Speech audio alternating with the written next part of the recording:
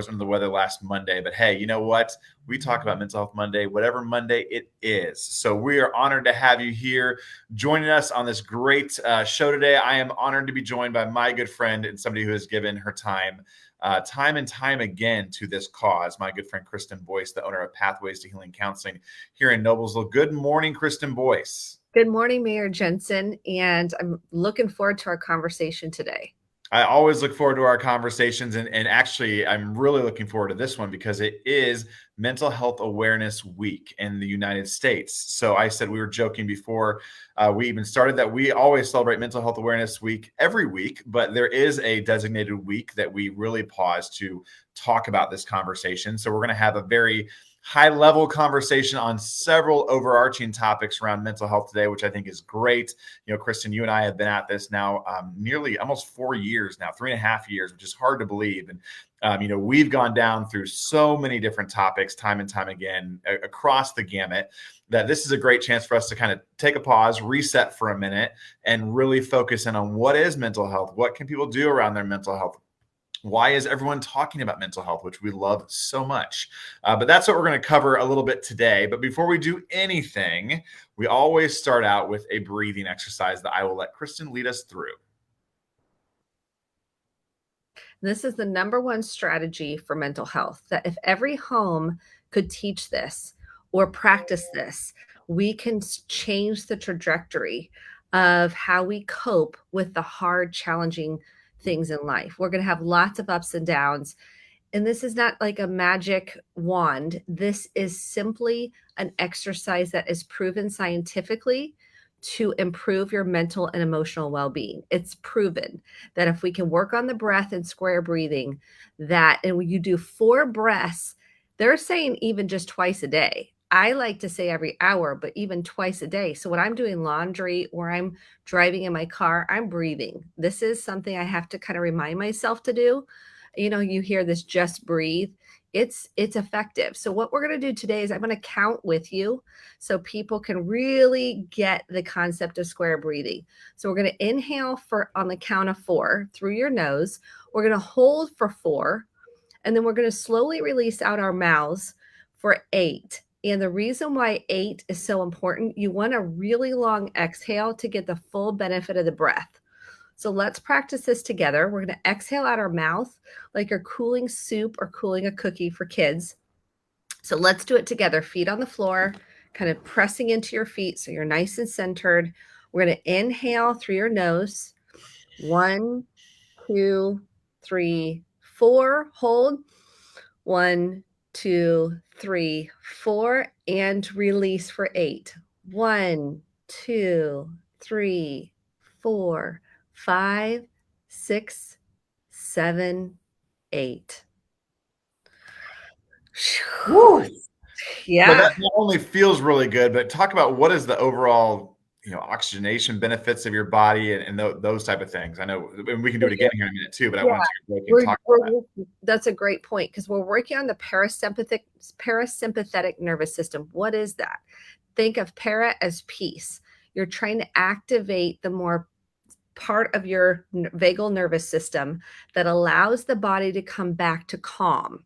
The breath is a regulator. Think about it. If you think about it on an airplane and they say, put your oxygen mask on first, it's 1, you've got for survival, but 2, it's to regulate. We've got it. If we're losing air, we've got to regulate. The breath helps us regulate the nervous system.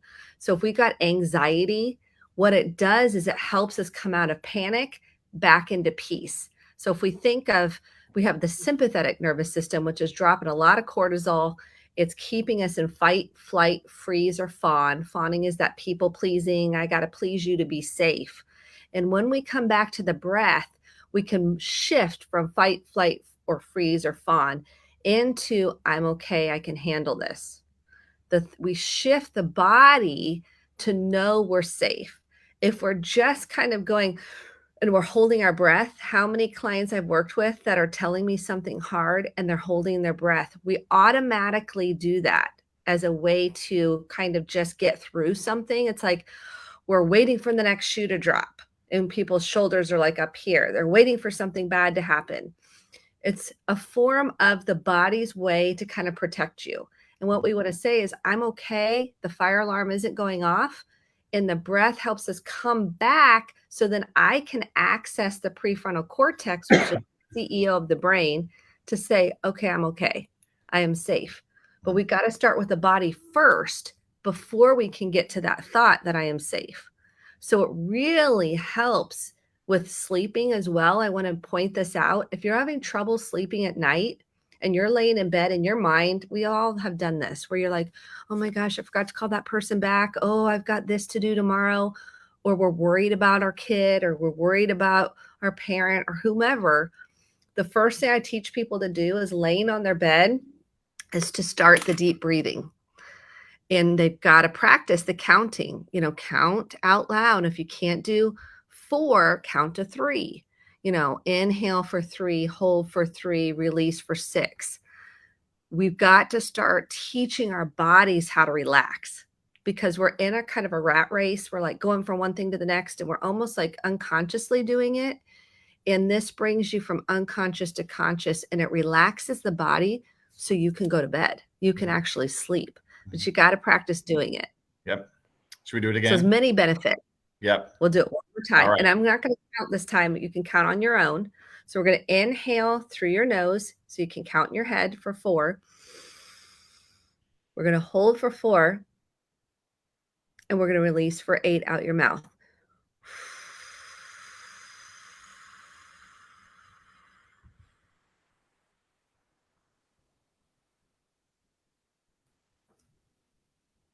And just kind of checking in with your nervous system, feeling yourself in a chair or feeling your feet on the floor, coming back to the present moment. So we're not in the past, we're not in the future.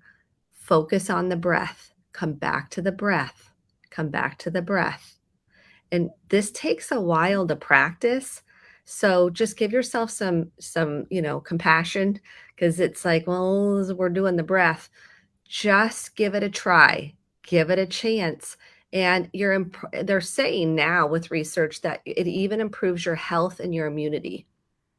So awesome. There's many benefits. So many benefits. And again, so much of the conversation around mental health is about letting it out. And I always use the breath as a great example. It's not just breathing, but as we talk a little bit more down the show about strategies, it's about getting that out of your body, whether it be anxiety or thoughts in your mind or whatever it may be, letting it out. So use the breath as a great kind of anchor, if you will, around the entire conversation of mental health. So as we go through this conversation, if you have any questions, feel free to type them in the chat. Brad, I see your question there. I'd love to talk to you offline a little bit about low-income housing.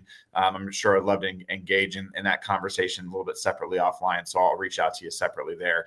But if you have any other questions about this show, feel free to chime in. If we don't have an answer right on the fly, we can certainly get back to you a little bit later. But I want to transition into some strategies around overall mental health and wellness here. So again, we're going to focus this show kind of on a very high level, kind of around mental health. I imagine breathing is probably one of those strategies, but you can weave that in here. But what are kind of 3 high level strategies if someone's trying to make a difference around their mental health and wellness today, Kristen, that they can take away from the show with?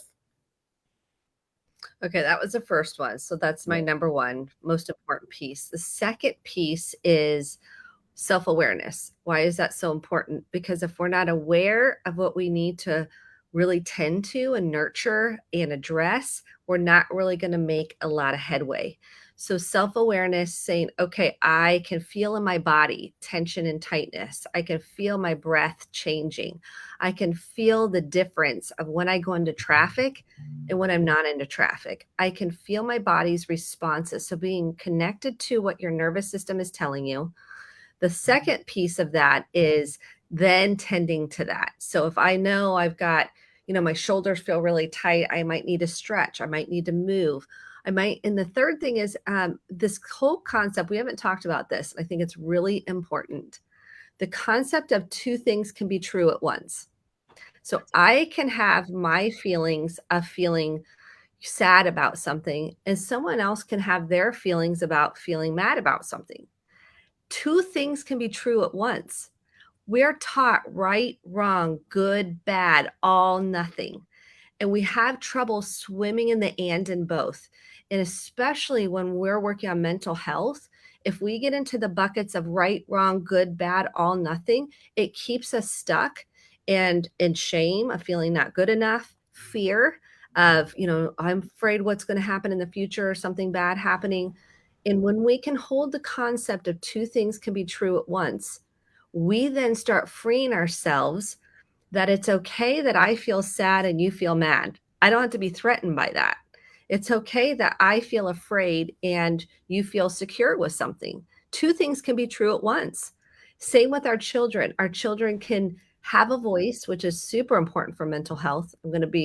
That is one of the most important things is cultivating someone having a voice and sharing how they feel. And so a child crying, and we say, shake it off, you're fine, we're basically telling to push it back down. And the body will hold on to that. And when we say it's okay to feel sad and we've got to go to school today, two things can be true. Mm-hmm. You can be sad and we have to go to school today. Two things can be true at once. I don't have to say, shake it off, you're fine. Get over it. Let them get it out.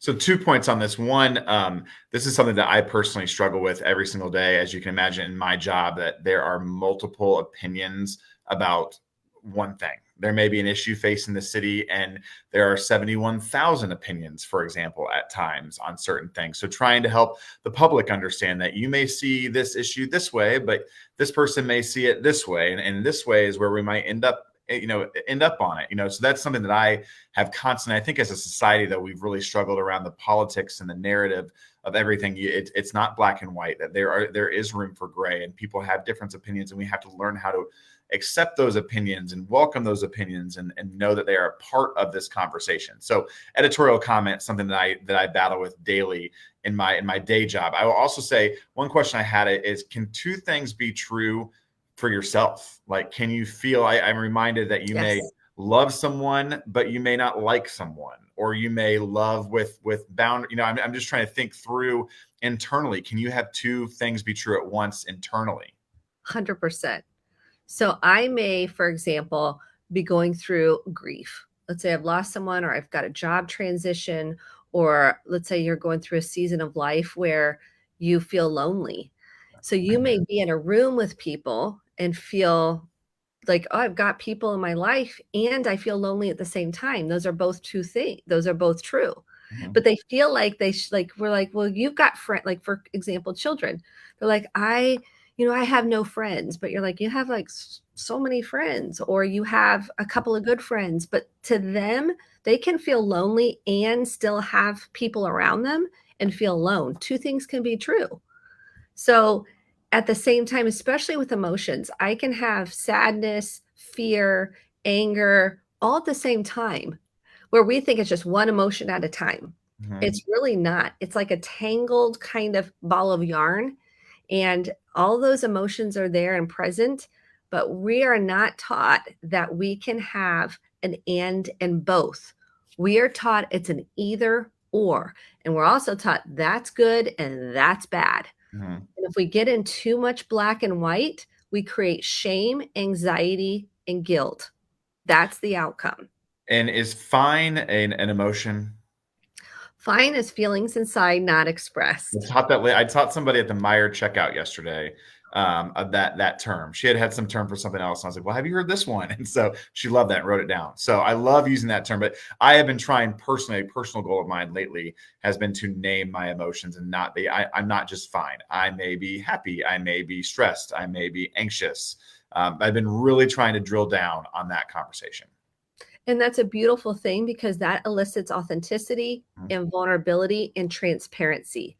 And someone else feels more connected to you when you're sharing more authentically. Mm-hmm. Now, it doesn't mean share every detail. You don't have to do that. You can just say, I feel kind of sad today. Yesterday, I kind of felt sad. And I was like, I feel sad today. And I'm really kind of trying to work through that. There was a lot going on. And death anniversaries can bring up feelings, or, and the body can remember those things. And there could be multiple things going on, but it feels scary to tell somebody I feel sad, because they're like, they don't want to hear it. They don't want to, I don't want to be a burden to them. I don't want to trigger them. I don't think they even care. So we rationalize our way out of it. And then we potentially don't have connection with the person because we're not showing up authentically. And I can tell you more, I've been dealing with some personal challenges and family challenges the last couple of weeks. And I can tell you, when you start sharing those things with people, it is incredibly freeing. And people are so like excited, not excited, but they want to tell you their challenges. They want to share that with they see an opening there, and you become an ally for them. And so again, that's just the caveat that I have been trying personally to just be more open about, and people are amazing at what they will share with you when you start sharing your true emotions and things that are really going on in your life, because none of us are fine. None of us are. So start sharing. Good for you. Yeah. How do you feel that you're sharing more? What is that like for you? Pardon me, what was the question? What is it like for you that you're sharing more? To me, I think it's freeing when you start talking about just real things in life. You open up yourself, you feel more vulnerable in the moment. But later I feel more supported after I say it. I feel like by opening up about things that are going on in my life, I feel more supported by people around me, because they know the authentic things that are going on in my life. They can inquire about them down the road. It's a specific question then, that they're more focusing on. And it's personally just more freeing. You feel just lighter. So I would encourage everyone to just be honest, along the way. And that's scary for people, right? Totally. Like, think of me? Are they going to reject me? Are they going to think I don't have it all together? Are they not going to like me? Yeah. And it might be easier for me because, people have thoughts about me all the time that I've never even met people who have thoughts about me. So I'm kind of an open book now, and it's like, whatever, it is what it is. But it can be very courageous. Scary. It can be very scary, but step out there, people, step out there. So let's talk a little bit. We've talked a lot about our individual self and improving our own mental health and our own mental wellness. Let's talk about the family unit. Obviously, Noblesville is home to 71,000 people. We have a worldwide audience on here, Kristen. So many families, especially during COVID and school shuts down. We talked a lot about family structures. If it's your goal that you've really worked on yourself mentally, and you really want to focus on what does a family structure look like, how do I improve mental health and fitness and wellness in our family structure? It's one of the most important components of mental well-being. Our families impact us the most out of anything. Our families make the biggest impact, and 0 to 6 years old is really a critical developmental time. And so if we can start wrestling with your own emotions, naming them, processing them, modeling what it looks like to talk about things. I will have families come in and I'll say, well, have you guys talked about feeling sad or scared or upset about something? And they're like, they give me the widest eyes and like, heck no, we do not talk about that stuff. We do not even go there. And if I could give one piece of encouragement, start talking about how people are feeling and what's going on inside of them. Who are they? Talk about hard things. And this is going to be a topic that's tough to talk about. We've got to talk about suicidal ideation and suicidal thoughts. We do not talk about it enough. And it's super important that we are talking about that in family systems, because they're hearing about it other places. Kids are hearing about it online. They're hearing about it at school. We hear a lot of self-harming. And if we don't talk about what's going on the inside and the shame of feeling unlovable, feeling like something's wrong with them, feeling defective, feeling like they're not worthy or deserve love, we have to talk about this. We have to ask them, have you ever had suicidal thoughts when they get to an age where you're noticing maybe they're not brushing their teeth, they're not showering, they're not doing their normal. This isn't like the transition where you're trying to get your kid to brush their teeth and shower. We're talking about once they're already doing that and you're seeing a drop off on that, you're noticing that they're isolating more, that they're not talking to anybody. This is adults too. The functioning has gone down. They're talking about, things they might want to give away. They're talking about things that no longer, they're burdened to people. And you have to say, do you want to commit suicide? Do you not want to be here? We have to ask that directly. And this is a scary conversation for people. If we don't talk about how we're doing emotionally in family systems, we hide. We hide or we bury what we feel. And what do I mean by bury? We start drinking, we start using drugs, we start shopping, eating. Taking pills, the list is endless, because we have a hole in our soul. We want to be seen. We want to be heard. We want to be understood. We want to start sharing what's going on the inside. And pain is real. People have so much emotional pain and physical pain, but emotional pain that has never gotten empathically witnessed. It has gotten shoved down, it has gotten hidden, and it's gotten buried. And if I can help encourage families, this is what I'm super passionate about talking and sharing and allowing the child and allowing yourself to go to these hard places, you will change the generation. I love cycle breakers. It's one of the things I'm passionate about. If you decide it's going to stop with me, I'm going to stop drinking, I'm going to stop using, I'm going to stop shoving things down, and we're going to talk about emotions. You don't force it, but you model it. And you start opening yourself up rather than closing yourself off. You will allow your children to have the freedom to say what they like, what they don't like, how they feel, and it's not a threat to you because you know that's healthy development. So if they say, I don't want to do that, oh, I might want to do that. Two things can be true. You might not want to do that. That can be true too. So now I don't have to feel threatened by that. I can explore that with a curiosity rather than do what I say, all the time. I'm leaving them with this concept of it's okay to share your needs. It's okay to say what works for you and what doesn't work for you. It's okay to have a voice. And only us as the parent or as an individual, you decide that you're going to be the cycle breaker. You're going to start nurturing those parts that didn't get seen, heard, and understood. And you're going to go to these hard places. That might be going to therapy. That might be looking, reading books on topics such as depression, anxiety, and trauma. That may be, you're going to get a coach. It may be you're going to start working out and you haven't worked out. You're going to start journaling. There's lots of options to begin. The choice that someone makes to begin to work on their mental health is huge. When you have someone with a let's say mental health struggle in the family system, it impacts everybody. It impacts everybody. And it's important that we're talking about it. We are sharing how it impacts the person. And if we pretend that it's not happening, or we're just like, get over it, or we're like, I don't know what to do, there is NAMI, which is the Mental Health National Association for Mental Illness. And they have lots of family programs. So NAMI is available. You can get online, and they have lots of programs for families that might be struggling. There's 988. If you or a family member is struggling with suicide, suicidal thoughts, suicidal ideation, you can text or call that number at any time. There's 12-step programs available for free. There's lots of resources out there. We just don't sometimes know where to go or where to begin. Going to Al-Anon, if you've got someone with an addiction and you don't know what to do, start with yourself. Start by going to Al-Anon. There's Alateen. If you've got if teens need assistance with maybe a parent that's an alcoholic, there's many 12-step programs available to help with anybody struggling or a family system struggling with mental health issues, mental well-being issues, or addiction. So I want to, before we end on a topic, I want to hit home one more time a little bit about maybe like younger children. There's a lot of young families I have, and this is a totally selfish question because I have a 12-year-old who I relate to very differently than my 8, 6, and 2-year-old. What is mental health support? What does healthy mental health and wellness look like for maybe those elementary school students? So I would start with getting books on emotions. There's tons of them available, and I should have brought my little props with all my books.